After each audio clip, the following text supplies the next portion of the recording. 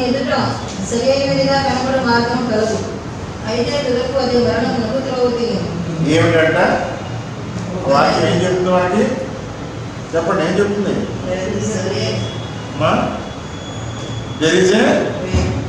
ఒక దారి ఉందంట. అక్కడ ఒక దారి ఉంది.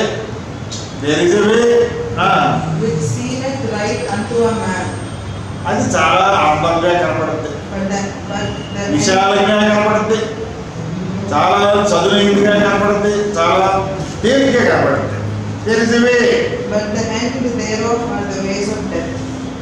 ఆ దారి చక్కగా కనపడుతుంది, కానీ ఆ దారిలో వెళ్తే ఏముంటుంది? విశాల మార్గం వెళ్తే ఏముంది? నాశనానికి దారి తీస్తుంది. కాబట్టి ఈ లోకంలో చాలా విషయాలు ఎలా కనపడతాయి? చాలా సుందరంగా కనపడతాయి. విదేశాల్లో చూస్తే చాలా అట్రాక్షన్ కనపడుతుంది కదా. కొన్ని చక్కటి మరి భూమి మీద సీనరీస్ మనం చూస్తాం. ఆ దృశ్యాలు కొంత శాశ్వతంగా ఉండొచ్చు, కానీ మనం శాశ్వతం కాదు. కానీ ఒకనొక రోజున పేతురు గారు ఏం చెప్తున్నాడు? పంచభూతాలు లయమైపోతాయి. అంటే ఈ భూమితో సహా పంచభూతాలు ఎక్కడుంది చూడండి. మొదటి పేతురు రాసిన పత్రిక, మొదటి పేతురు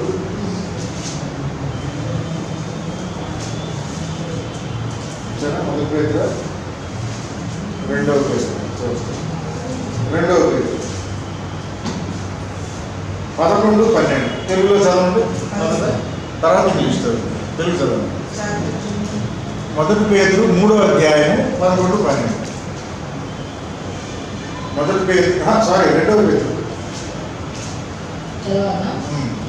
ఇవన్నీ ఇప్పుడు లయమైపోవునవి కనుక ఆకాశపు రవులుకొని లయమైపోవునట్టు పంచభూతములు మహాభయంకరంగా కలిగిపోవునట్టు దేవుడి దినము రాకడ కొరకు కనిపెట్టుచు దాన్ని ఆశగా అపేక్షించు మీరు పరిశుద్ధమైన ప్రవర్తనతోనూ భక్తితోనూ ఎంతో జాగ్రత్త కలవాలి. ఓకే, అక్కడ ఏముంది? పంచభూతములు ఉంది కదా. పంచభూతములు అంటే ఏంటి? చదవండి. Seeing then that all these things shall be dissolved, what matter of persons ought ye to be in all holy conversations and godliness, looking for and hasting unto the coming of the day of God, wherein the heavens being on fire shall be dissolved, and the elements shall melt with fervent heat. కాబట్టి ఇక్కడ ఆకాశము, భూమి, ఆ భూమితో పాటు ఉన్న, అంటే తెలుగులో పంచభూతములు అన్నాడు, ఇంగ్లీష్లో ఏమన్నాడు? ఇంగ్లీష్లో ఏమన్నాడమ్మా? ఎలిమెంట్స్.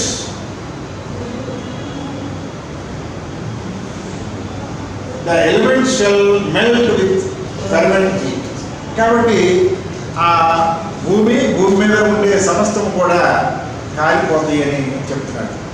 కాబట్టి ఈ భూమి లేకపోతే మనం ఎక్కడ ఉంటాం? మనం ఉండడానికి స్థానమే ఉండదు. ఇక్కడ మనము అసలు ఆ సృష్టి, ఆ భూమి ఏర్పడే విధానము సైంటిఫిక్గా చూస్తే ఎలా ఉంటుంది? చిన్న అణువులన్నీ అలా గ్యాసెస్ స్టేట్ నుంచి గ్రాడ్యువల్గా అలా వచ్చి లిక్విడ్ స్టేట్ తర్వాత సాలిడ్ స్టేట్. ఆ విధంగా కొన్ని మిలియన్ సంవత్సరాల తర్వాత ఈ భూమి ఏర్పడింది.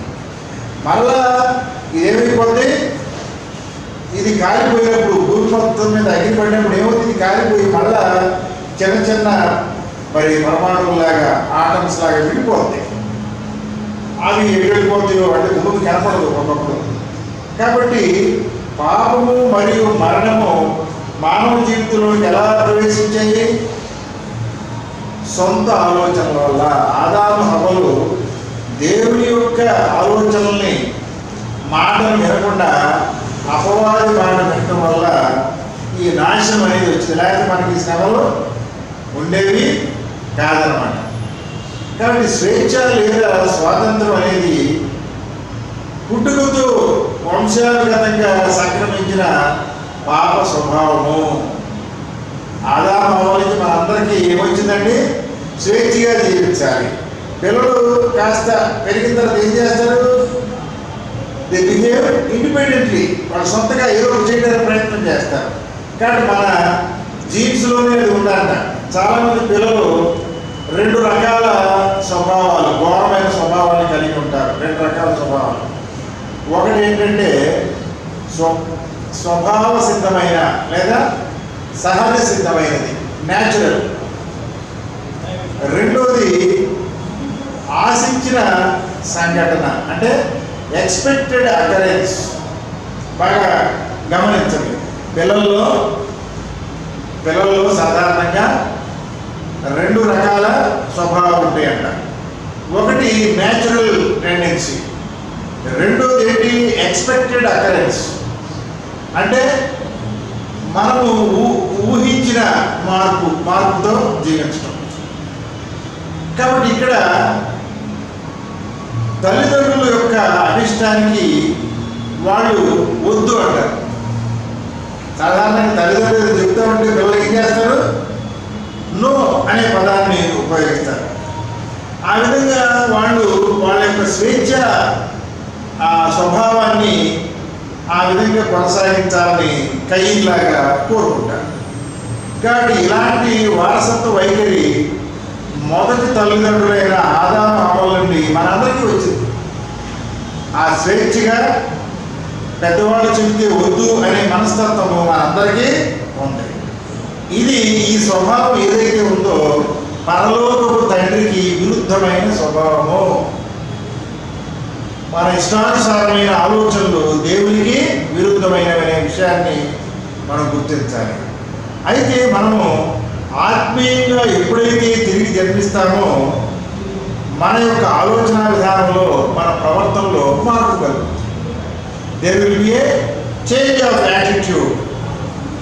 కాబట్టి ఇక్కడ ఎప్పుడైతే ఆ మార్పు కలుగుద్దో, ఇలా విడుదల పొందిన వారు సొంత ఆలోచనల నుంచి వదులుకొని అవును అంటే పెద్దవాళ్ళు చెప్పినప్పుడు అవును అనే స్వభావానికి వస్తారు.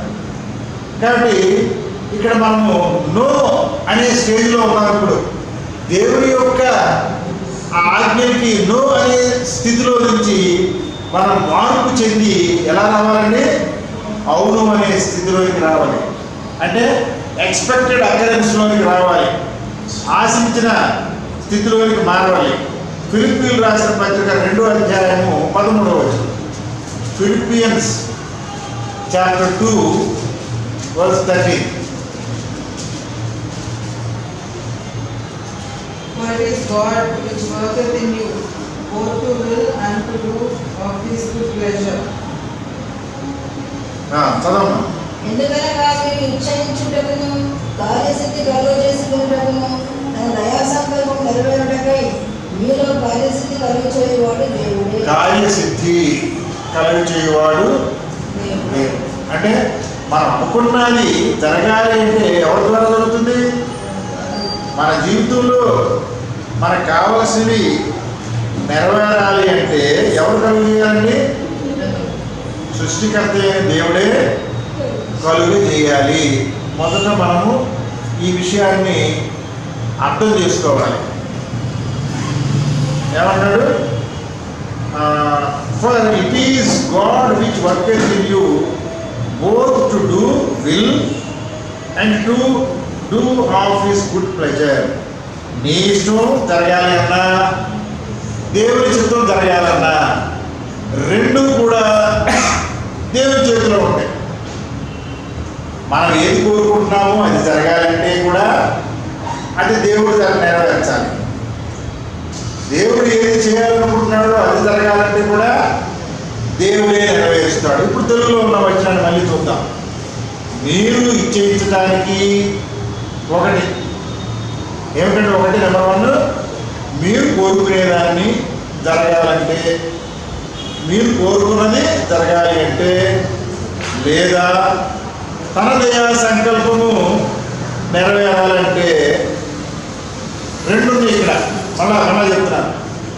ఒకటి, మీరు కోరుకునేది కార్యసిద్ధి కలగజేయాలి అంటే, మీరు కోరుకున్నది జరగాలి అంటే, లేదా దేవుడి దయా సంకల్పము నెరవేరాలి అంటే దేవుని చిత్తము నెరవేరాలంటే ఈ రెండు కూడా ఎవరి ద్వారా జరుగుతాయి? దేవుని ద్వారానే జరుగుతాయి. బాగా గుర్తు. మన ఇష్టం జరగాలన్నా దేవుని చిత్తం జరగాలన్నా రెండు కూడా దేవుడే జరిగించాలి. తర్వాత కీర్తన 32:4 చూడండి. కీర్తన 32:4. దివారాత్రులు నీ చెయ్యి నా మీద బరువుగా ఉండెను, నా సారము వేసవి కావాలన్న ఎండినట్టాయను. 37:4 చూడమ్మా. 37:4 చూడండి. యెహోవాను బట్టి సంతోషించుము, ఆయన నీ హృదయ వాంఛలను తీర్చును. ఆయన నీ హృదయ వాంఛలను ఏం జరుగుతుందట? ఏం జరుగుద్ది? ఎప్పుడు? Delight thyself also in the Lord, and he shall give thee the desires of thine heart. మళ్ళీ మొదటేముంది? Delight thyself also in the Lord. Delight thyself అంటే దేవుని యందు సంతోషించాలి. అంటే అర్థం ఏంటి? దేవుని యొక్క చిత్తంలో మనం ఆనందించాలి. అప్పుడు ఏముందంట? చెప్పండి, ఏముంది? He shall give thee the desires of thine heart. అంటే నీవు ఎప్పుడైతే దేవుని ఇష్టాన్ని నెరవేరుస్తావో అప్పుడేముంది? నీ ఇష్టాన్ని ఆయన నెరవేరుస్తాడు. కానీ మనం ఏమనుకుంటున్నాము? మన ఇష్టాలు నెరవేరాలంటే మన ద్వారా నెరవేరుతాయి అనుకుంటున్నాము. బాగా గమనించండి. మనం ఇది కావాలని కోరుకుంటున్నాము, దాన్ని మనమే నెరవేర్చగలం అనుకుంటున్నాము. కానీ ఇక్కడ వాక్యం ఏం చెప్తుంది? నీకేమి కావాలో కోరుకుంటున్నావో అది నెరవేరాలి అంటే నువ్వేం చేయాలండి? దేవుని ఇష్టాన్ని నెరవేర్చాలి. దేవుని ఇష్టం ఏంటండి? దేవుని ఇష్టం ఏంటి చెప్పండి? What is the will of God? ఆయన సింపుల్. ఆయన చెప్పింది చేయి, నీకు కావాల్సింది ఇస్తా ఉంటాడు. నీకు కావాల్సింది ఇస్తా ఉంటాడు. నువ్వు ఏది కోల్పోయినా నువ్వు ఆయన చిత్తాన్ని నెరవేర్చు, అది నీకు ఆయన తిరిగి ఇస్తాడు. కాబట్టి మన జీవితంలో మనం ఏం చేయాలండి?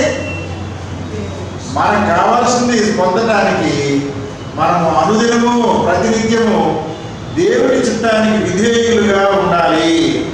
కాబట్టి ఇక్కడ విధేయత కలిగి ప్రార్థనాపూర్వకంగా పరలోకపు తండ్రి చిత్తాన్ని ఎప్పుడైతే నెరవేరుస్తామో మనకు అన్నీ జరుగుతాయి.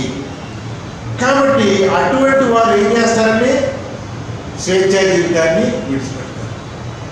స్వేచ్ఛా జీవితం అర్థం ఏంటి? దేవుడు మనకు స్వేచ్ఛ ఇవ్వలేదా? ఇచ్చాడు. ఆ స్వేచ్ఛకు కొన్ని లిమిట్స్ ఉన్నాయి. 6 రోజులు నీ పని మొత్తం చేసుకో. 6 రోజులు నీకు స్వేచ్ఛను ఇచ్చాడు. 7వ రోజున నీకు స్వేచ్ఛ లేదు. నీ ఇష్టానుసారంగా చేయడానికి స్వేచ్ఛ లేదు. నీ యొక్క ఇష్టాన్ని నెరవేర్చుకోవడానికి చాలా అవకాశం ఇస్తున్నాడు దేవుడు. నీవు నీకు ఇష్టమైన జీవితం జీవించు, కానీ ఎదుటివాడికి నష్టం కలగజేయదు. చూసారా? కాబట్టి ఇక్కడ మన యొక్క జీవితానికి కొన్ని లిమిట్స్, అంటే లిమిట్స్ ఏమంటారు? బౌండరీస్ అంటే పరిధులు ఉంటాయి. మన యొక్క స్వేచ్ఛకు కొన్ని పరిధులు ఉంటాయి అనే విషయాన్ని మనం గమనించి ముందుకు కొనసాగుతాం. ఇంకా వాక్యం మనకు ఉన్నది, వచ్చే వారం దాన్ని మనము నేర్చుకుందాం.